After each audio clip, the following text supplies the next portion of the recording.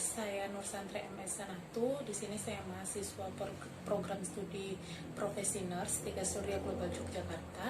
Di sini saya akan mempresentasikan terkait efek kondisi kritis terhadap pasien dan keluarga.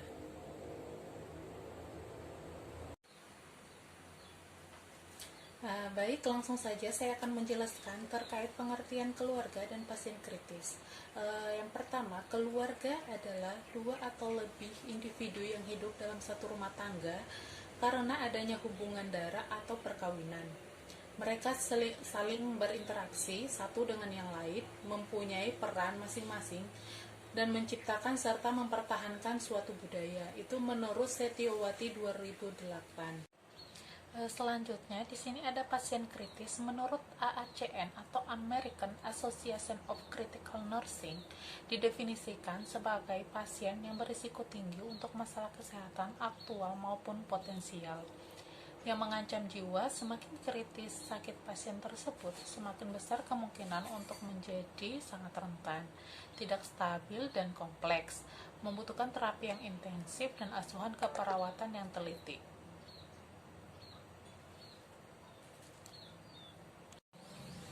Selanjutnya, sakit kritis. Apa yang dimaksud dengan sakit kritis tersebut? Sakit kritis merupakan suatu kondisi atau satu penyakit di mana kematian adalah sangat mungkin terjadi atau mengancam jiwa. Pasien sakit kritis adalah pasien yang mengalami disfungsi atau kegagalan dari satu atau lebih organ atau sistem organ yang kelangsungannya hidup bergantung pada peralatan dan pemantauan dengan peralatan canggih. Contohnya jenis-jenis penyakit kritis antara lain, yang pertama, serangan jantung, stroke, kanker, gagal ginjal, penyakit paru-paru kronis, PJK, dan kardiomiopati.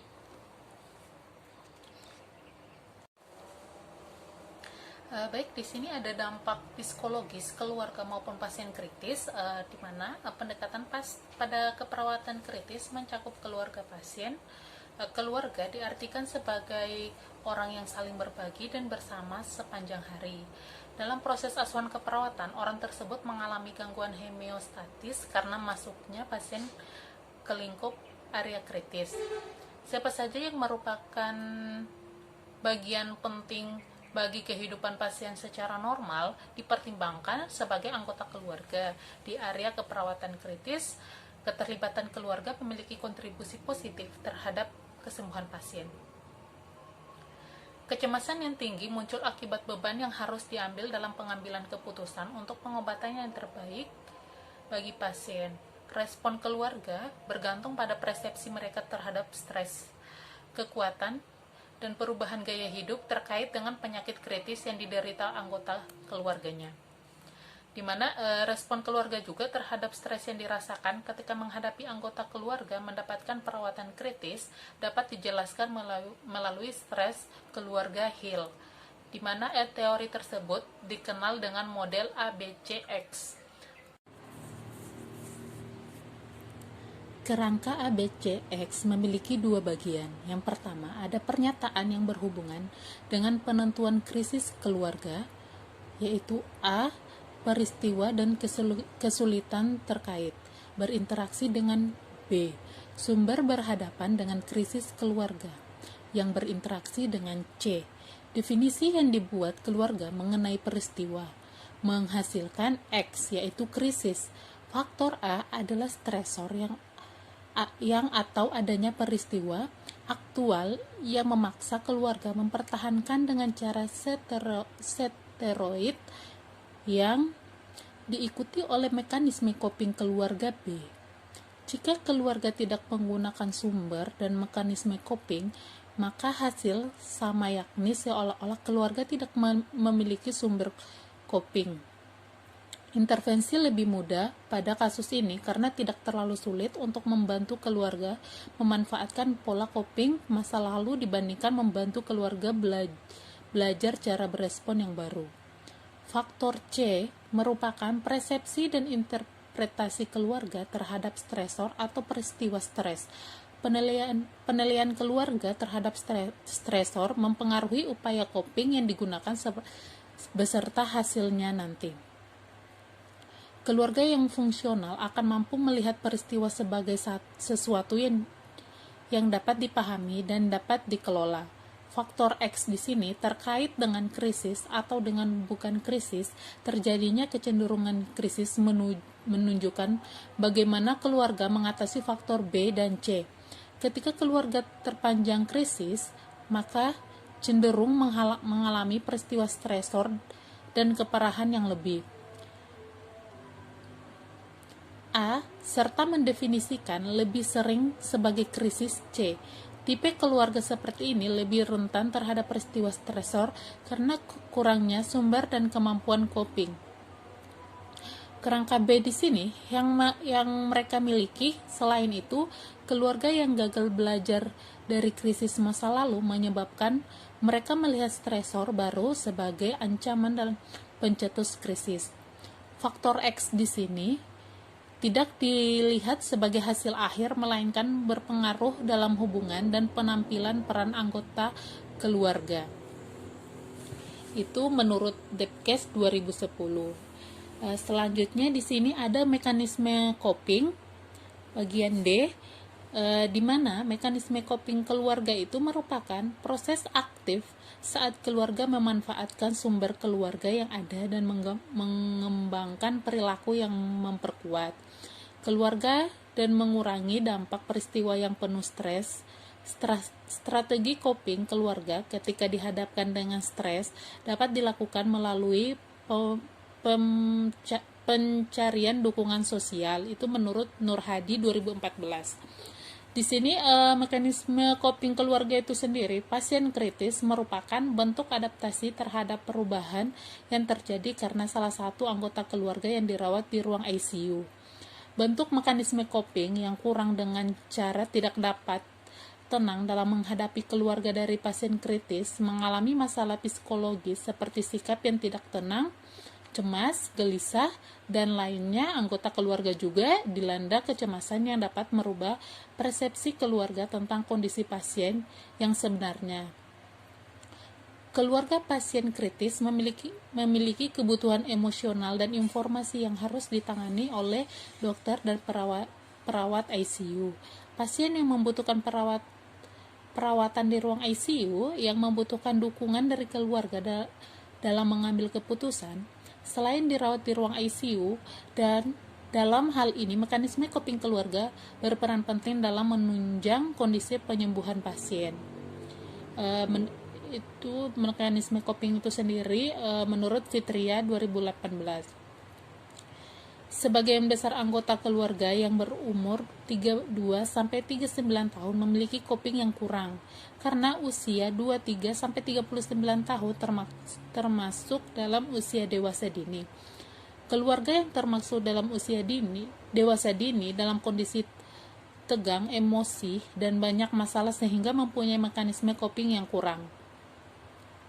Untuk beradaptasi dengan keadaan bahwa salah satu keluarganya sedang dirawat di ICU, tidak hanya usia saja yang mempengaruhi mekanisme coping keluarga dan pasien, tetapi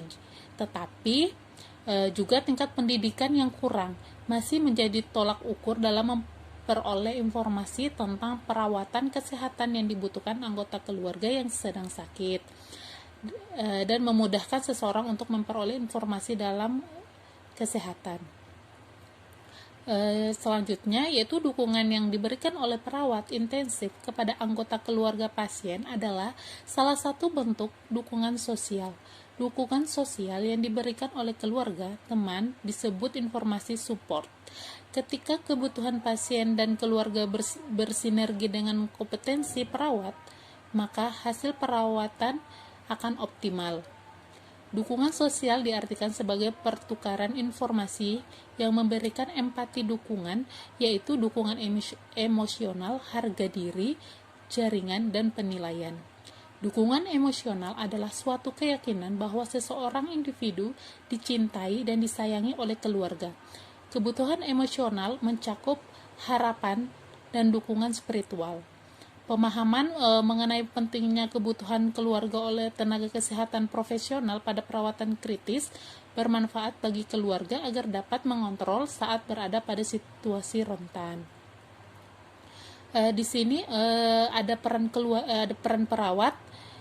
Peran yang umum bagi perawat keperawatan kritis yaitu memberikan perawatan di sisi tempat tidur pasien. Itu menurut Cynthia dan kawan-kawan. Di sini ada 8 kompetensi keperawatan klien, antara lain yang pertama pengkajian klinis, di mana kemampuan untuk menanyakan dan mengevaluasi praktek secara terus-menerus menggunakan praktek berbasis bukti bukan tradisi. Kedua, pembuatan keputusan klinis. Penggunaan pengumpulan data yang kompeten dengan cangkupan tanda dan gejala yang lebih global. Implementasi keterampilan keperawatan berfokus pada pengambilan keputusan dan berpikir kritis. Yang ketiga, perawatan. Di sini perawatan implementasi dari lingkungan yang terapeutik dan suportif dalam menyediakan perawatan pada pasien dan interaksi dengan keluarga, serta penyediaan pelayanan kesehatan yang lain. Yang keempat, advokasi, kemampuan untuk melindungi dan mendukung hasil asasi manusia serta keyakinan pasien dan keluarga. Yang kelima, memikirkan sistem, di mana memikirkan sistem ini bernegosiasi dan mengarahkan dalam sistem pelayanan kesehatan untuk menyediakan sumber daya yang bermanfaat bagi pasien dan keluarga itu sendiri. Yang keenam, fasilitator pembelajaran, di mana fasilitator pembelajaran ini gunanya untuk meningkatkan dan menyediakan kesempatan pembelajaran formal maupun non-formal bagi pasien, keluarga, anggota tim kesehatan lain. Yang ketujuh, berespon terhadap keberagamaan, menganalisis dan mengimplementasikan perawatan berdasarkan pada perbedaan aspek sosial, kultural, ekonomi, gender, dan kultur spiritual dari pasien, keluarga, dan anggota tim kesehatan lain. Yang terakhir yaitu kolaborasi, di mana kolaborasi ini memanfaatkan tiap kontribusi yang unik dan masing-masing oleh dalam mencapai hasil yang positif berdasarkan kolaborasi dengan pasien, keluarga, dan anggota tim kesehatan lain. Selain itu, di sini terdapat 10 tanggung jawab peran perawat keperawatan kritis oleh American Association of Colleges of Nursing, antara lain yang pertama yaitu mendukung dan menghormati otonomi pasien. Kedua, menjadi penanganan apabila ada keraguan kepentingan siapa yang dilayani. Yang ketiga, membantu pasien untuk memperoleh perawatan yang diperlukan. Yang keempat, menghormati nilai keyakinan dan hak pasien. Yang kelima, memberikan edukasi kepada pasien atau yang mewakili dalam pengambilan keputusan. Yang keenam, menerangkan hak pasien untuk memilih. Yang ketujuh, mendukung keputusan pasien yang mewakili atau memindah tangankan perawatan kepada perawat kritis dengan kualifikasi yang setara. Terus selanjutnya, yang ke-8, menjadi perantara bagi pasien yang tidak bisa mengambil keputusan sendiri dan pasien yang memerlukan intervensi darurat. Yang 9, memonitor dan menjamin kualitas pelayanan. Yang terakhir, berlaku sebagai penghubung antara pasien atau keluarga dan anggota tim kesehatan lainnya. Demikian presentasi yang dapat saya sampaikan. Lebih dan kurangnya saya mohon maaf. Wassalamualaikum warahmatullahi wabarakatuh.